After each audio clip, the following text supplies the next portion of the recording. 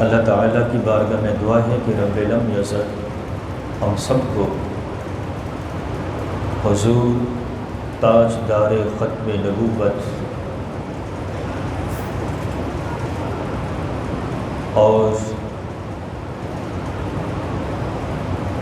آمنہ کے لال حلیمہ کے دلارے جناب احمد مجتبیٰ محمد مصطفیٰ صلی اللہ تعالی علیہ وسلم کی ناموس پر ہر وقت، ہر لمحہ، ہر آن، ہر منٹ، ہر سیکنڈ پہرا دیتے رہنے کی توفیق عطا فرمائے۔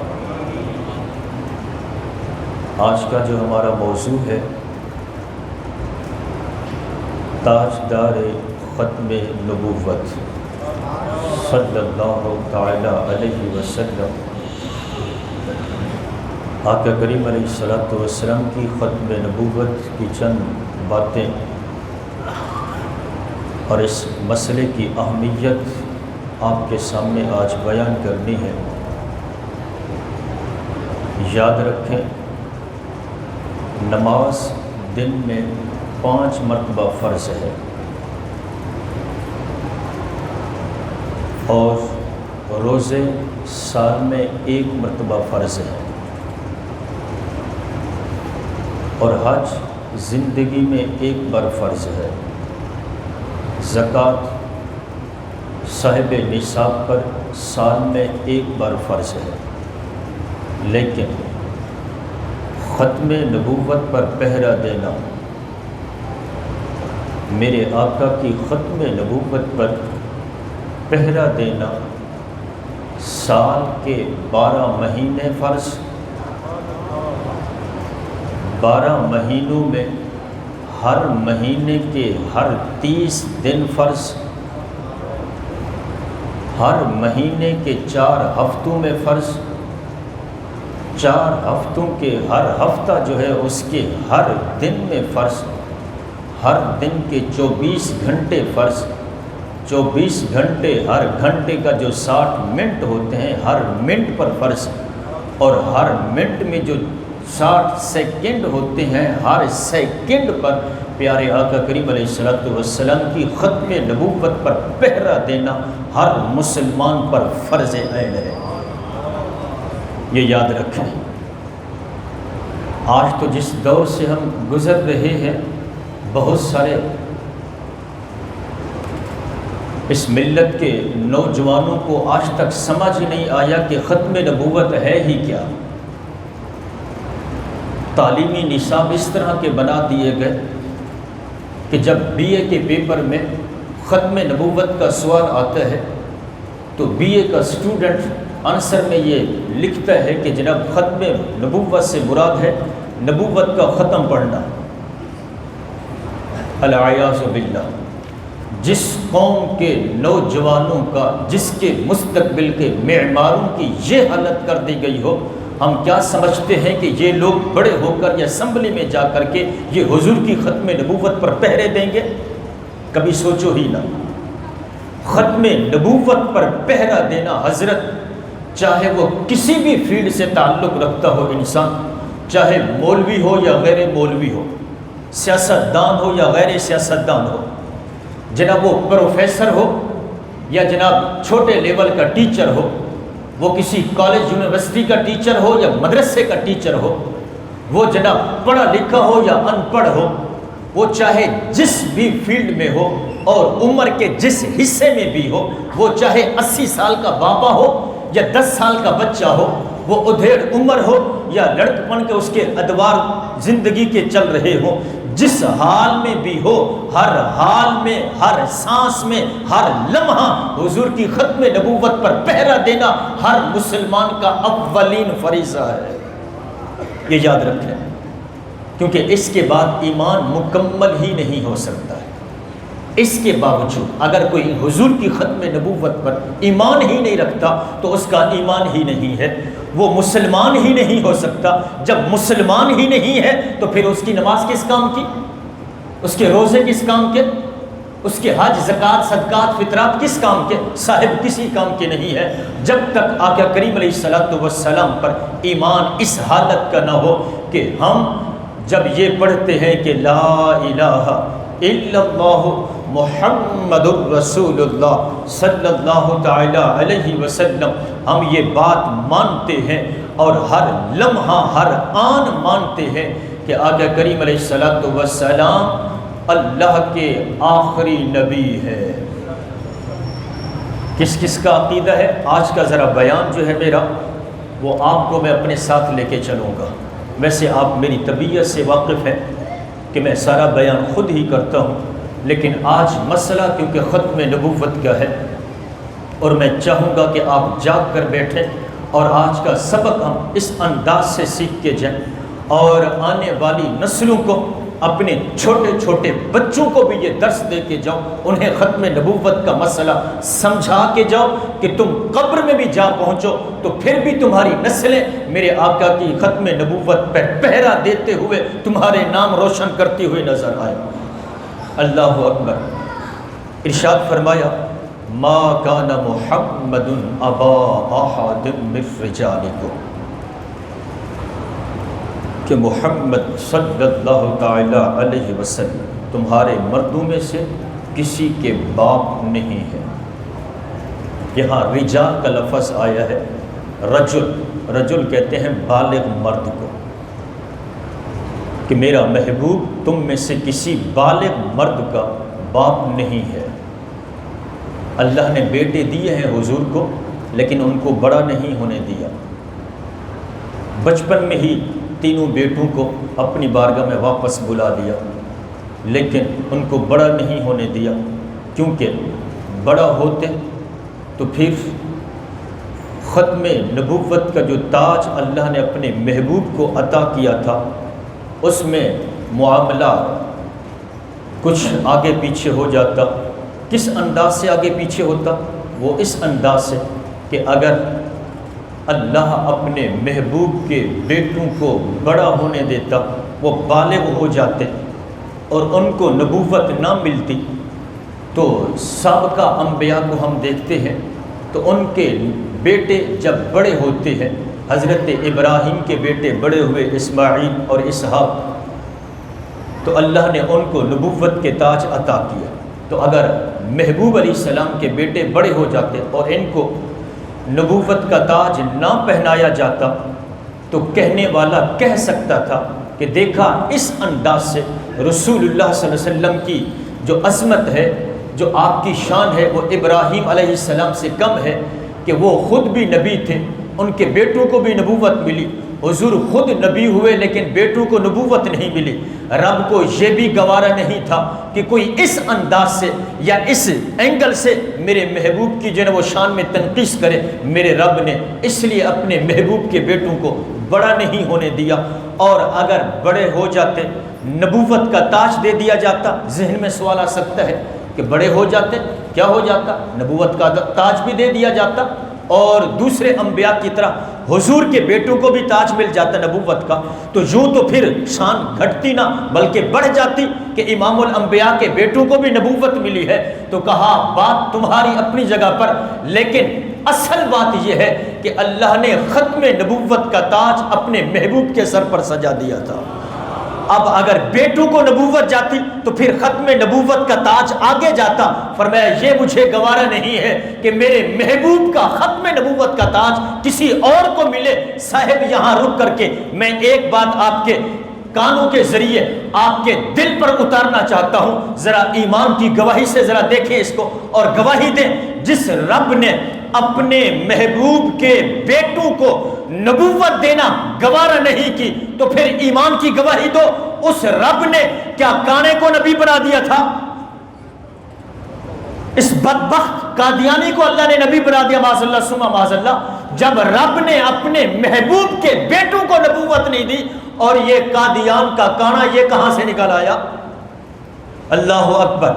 تو حضرت محترم آقا کریم علیہ الصلوۃ والسلام کے صاحبزادے، آپ کے بیٹے بڑے ہوئے، نبوت نہیں ملی، اس میں بھی ختم نبوت کی شان کا اظہار تھا۔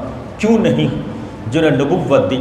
بات میں اگر آگے چلوں تو صاحب بات چلتے چلتے اگر ہم اس تحریک کی بات کریں اور اس سے پہلے کی بات، اور یہ ختم نبوت کا مسئلہ کوئی آج یا 1974 کا معاملہ نہیں ہے، بلکہ یہ میرے آقا کریم علیہ الصلوۃ والسلام کے دور رسالت سے یہ کذاب، دجال، مکار، عیار اور ختم نبوت پر جو نقب لگانے والے، یہ اس وقت سے جو ہے نا وہ پیدا ہو گئے تھے، مسیلمہ کذاب جیسے۔ اور پھر جب حضرت سیدنا صدیق اکبر رضی اللہ تعالی عنہ آپ نے مسیلمہ کذاب کے خلاف لشکر اسلام کو تیار کیا، تو سنو ختم نبوت کا معاملہ کتنا حساس ہے۔ میں نے شروع میں کہا تھا کہ ہر سانس پر حضور کی ختم نبوت پر پہرا دینا فرض ہے، اور ضروری ہے کہ سانس بعد میں لیا جائے، اور حضور کی ختم نبوت پر پہرے کا ایمان سب سے پہلے ہونا چاہیے۔ تو آئیے حضرت صدیق اکبر جب مسیلمہ کذاب کے مقابلے میں لشکر اسلام بھیجتے ہیں، صحابہ کو بھیجتے ہیں، اور سنو آپ جب تخت پر بیٹھتے ہیں آپ نے اعلان کیا، فرمایا صحابہ آج کے بعد بدری صحابہ کسی جنگ میں شریک نہیں ہوں گے۔ جن صحابہ نے حضور کے ساتھ میدان بدر میں جہاد کیا تھا، فرمایا ان کی عظمت کا عالم یہ ہے، ان کی بزرگی کا عالم یہ ہے، ان کی شان ہمارے ہاں یہ ہے کہ اب وہ کسی اور جہاد میں شریک نہیں ہوں گے، بلکہ ہمارے ہاں وہ بطور تبرک موجود رہیں گے، ہم ان کی ذات سے اور ان کی عظمتوں سے فیض حاصل کیا کریں گے، یہ آج کے بعد کسی جنگ میں شریک نہیں ہوں گے۔ لیکن جب بات آئی ختم نبوت کی تو حضرت صدیق اکبر نے فرمایا سارے نکلو، چاہے وہ بدری ہیں یا غیر بدری ہیں۔ حضرت ذرا غور کریں، وہ صدیق اکبر رضی اللہ تعالی عنہ جنہوں نے خود یہ قانون گھڑا تھا، یہ خود قانون بنایا تھا اور یہ قانون خود لاگو کیا تھا کہ بدری صحابہ آج کے بعد کسی غزوے میں شریک نہیں ہوں گے، کسی جنگ میں شریک نہیں ہوں گے، تو آج جب ختم نبوت پر ڈاکہ ڈالا مسیلمہ کذاب نے اور اس کے مقابلے میں لشکر اسلام تیار ہوتا ہے، تو حضرت صدیق اکبر فرماتے ہیں آج کوئی بھی پیچھے نہیں رہے گا، بدری ہیں تو وہ بھی سب سے آگے ہوں گے، آج بدری صحابی مجھے پہلی صف میں نظر آنے چاہیے۔ حضرت اب تو سمجھ جاؤ ختم نبوت کا معاملہ کتنا اہم معاملہ ہے۔ اللہ اکبر، یہ وہ واحد جنگ ہے جس میں 1200 صحابہ کرام شہید ہو جاتے ہیں۔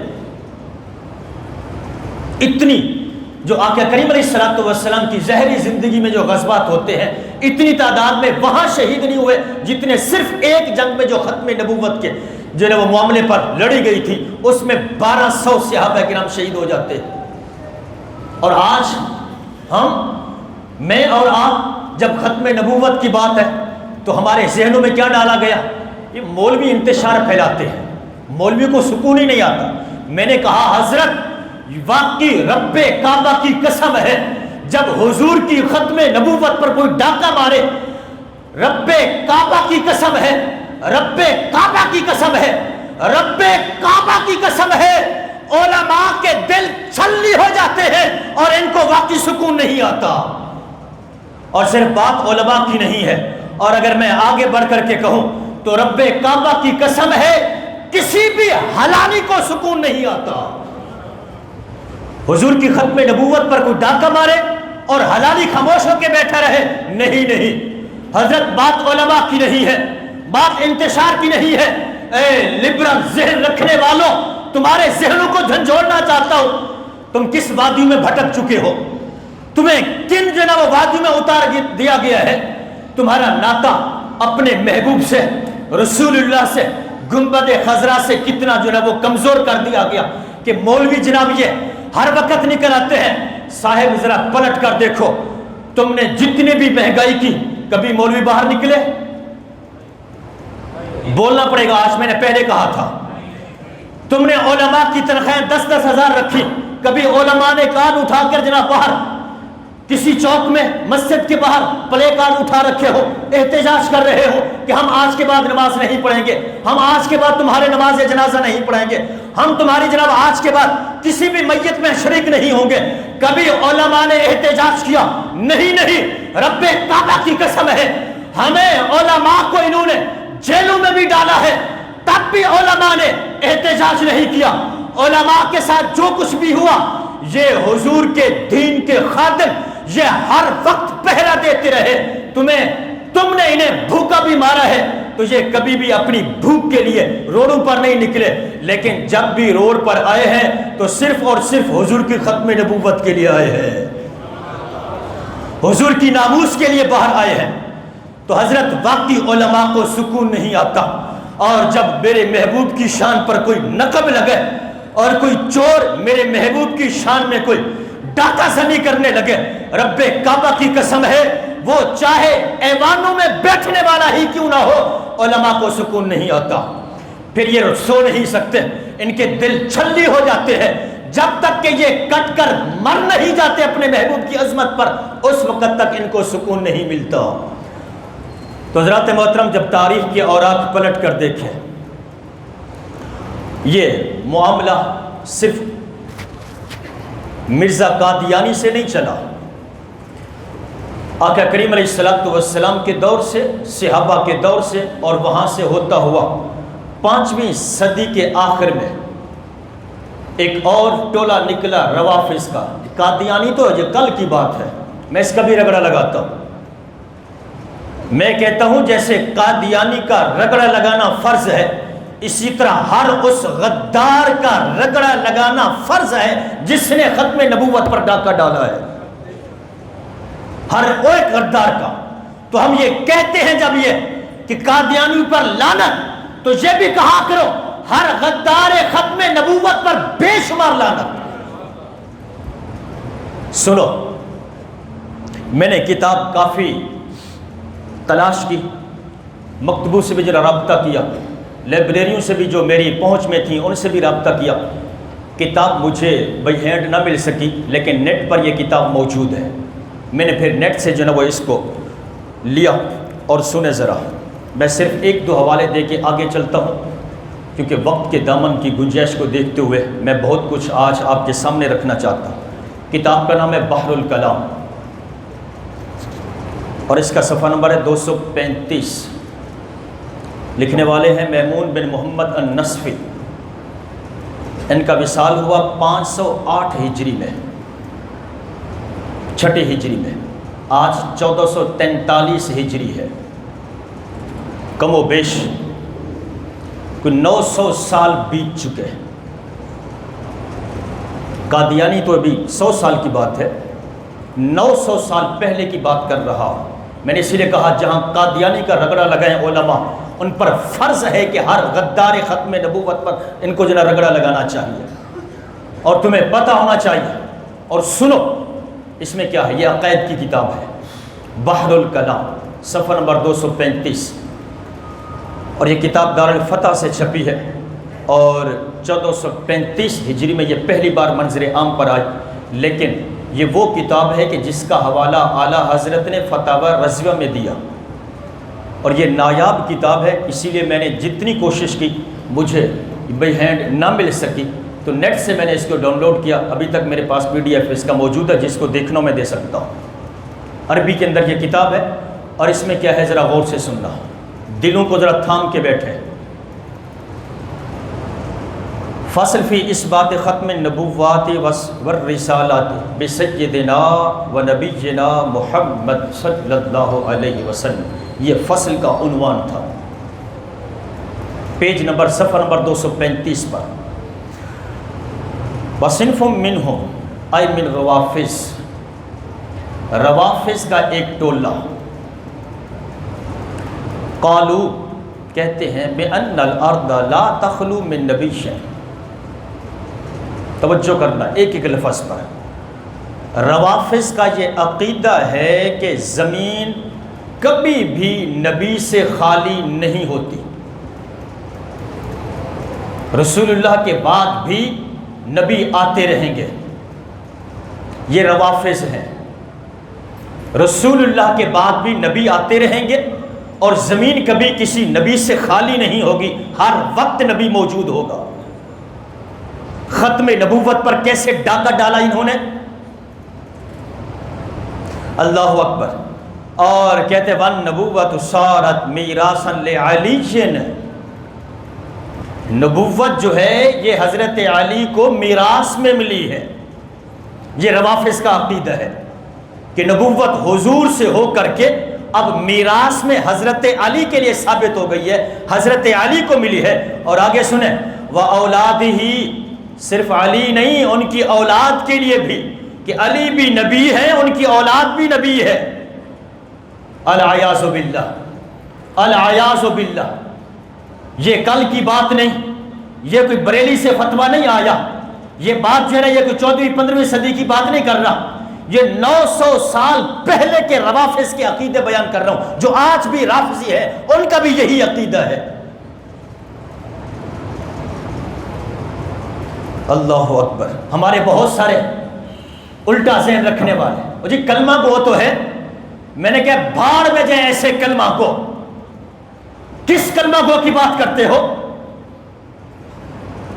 جو حضور کی ختم نبوت پر ڈاکہ مارے، ان کے کلمے کا اعتبار کرتے ہو؟ شرم آنی چاہیے ایسی بات کرتے ہوئے۔ تو پھر تو کہو کہ یہ قادیانی بھی کلمہ گو ہے، ان کے پیچھے کیوں نماز نہیں پڑھتے ہو، ان کو کافر کیوں مانتے ہو؟ تو حضرت جو بھی حضور کی ختم نبوت کا غدار ہے وہ کافر ہے، جس کا معنی ہاتھ اٹھا کے کہے اللہ اکبر۔ اور سنو آگے کہتے ہیں اگلی بات سنو وَيُفْرَضُ عَلَى الْمُسْلِمِينَ طَاعَةُ عَلِيٍّ، کہتے ہیں کہ مسلمانوں پر حضرت علی کی اطاعت فرض کر دی گئی ہے، کیونکہ وہ نبی ہیں، علی نبی ہیں، ان کی اولاد بھی نبی ہے، تو علی کی اطاعت مسلمانوں پر فرض کر دی گئی ہے۔ اور وَكُلُّ مَن لَّا يَرَىٰ طَاعَتَهُ فَرِيضَةً يَكْفُرُ، اور جو ان کی اطاعت کو نہیں مانتا وہ کافر ہے۔ یہ ہے روافظ کا عقیدہ۔ اور آج آواز کیا آتی ہے؟ کلمہ گو تو ہے، کلمہ گو تو ہے، نماز جنازہ پڑھنے میں کیا فرق ہوتا ہے؟ حضرت تمہیں کلمہ گو کا پاس ہے، تمہیں اپنے محلے داری کی پاس ہے، لیکن ہم نے رسول اللہ کا دین پڑھا ہے، ہمارے سر پر رسول اللہ کا تاج ہے، ہمیں حضور کی عظمتوں کا پاس ہے۔ کوئی بھی چاہے وہ اغیرہ وغیرہ نتھو خیرہ کوئی ہی ہو، جو میرے حضور کی ختم نبوت کا غدار ہے، وہ ہماری جوتی کی نوک پر بھی ہم رکھنا اس کو جو ہے وہ اپنی جوتی کی توہین سمجھتے ہیں۔ اللہ اکبر۔ میں بات آگے چلو، انہی میمون بن محمد نصفی، انہی کی کتاب بحر الکلام، انہوں جو روافظ کا عقیدہ لکھا ہے یہ خود سنی ہے، کسی کے ذہن میں نہیں کہ یہ کسی شیعہ نے لکھا ہے، انہوں نے جو ہے وہ روافظ کا یہ عقیدہ یہاں ظاہر کیا ہے۔ اور آگے کیا لکھتے ہیں؟ وقال اہل السنت والجماعہ، کہتے ہیں کہ اہل سنت کا یہ عقیدہ ہے لا نبی بعد نبینا صلی اللہ تعالی علیہ وسلم، کہ اہل سنت کا عقیدہ یہ ہے کہ حضور کے بعد کوئی نبی نہیں ہے۔ جس کا عقیدہ ہے ہاتھ اٹھا کے کہے تاجدار ختم نبوت، تاجدار ختم نبوت۔ ایک آواز اور سینے کی آواز سے اور گنبد خضرا سے یہ آواز ٹکرانی چاہیے، تاجدار ختم نبوت۔ تو ہمارا عقیدہ، ہماری دلیل کیا ہے؟ ہماری دلیل یہ ہے کہ قرآن کہتا ہے وَلَٰكِن رسول اللہ وخاتم النبیین، کہ یہ تم میں سے کسی بالغ مرد کے باپ نہیں، لیکن یہ اللہ کے رسول اور خاتم النبیین ہے۔ کہا اہل سنت کی یہ دلیل ہے کہ حضور کے بعد کوئی نبی آ ہی نہیں سکتا، ممکن ہی نہیں ہے۔ حضرت امام ابو حنیفہ رضی اللہ تعالی عنہ کے پاس ایک شخص آیا، کہنے لگا حضرت فلاں شخص نے نبوت کا دعویٰ کیا ہے، میرا جی چاہتا کہ میں جا کے اس سے دلیل مانگوں اور اس کو جو ہے وہ ننگا کروں، اس کو بے نقاب کروں، اس سے دلیل مانگوں کہ اگر تو نبی ہے تو کوئی معجزہ دکھا، اپنی نبوت کی دلیل پیش کر۔ وہ دلیل نہیں پیش کر سکے گا، میں اس کو ذلیل کروں گا، میں اس کی اہانت کرنا چاہتا ہوں۔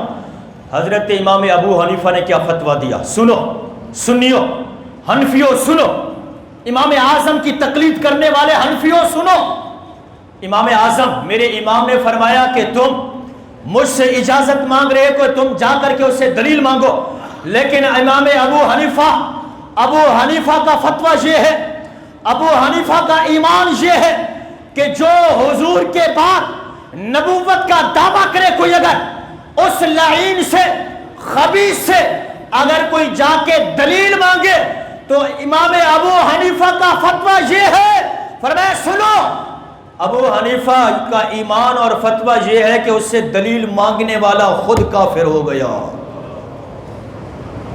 تم کہتے ہو کہ میں اس کو جا کے ذلیل کروں، اس سے دلیل مانگوں، کہا جو حضور کے بعد کسی کو کوئی نبوت کا دعویٰ کرے اور کوئی جا کے اس سے دلیل مانگے نبوت کی، دلیل مانگنے والا بھی کافر ہو گیا۔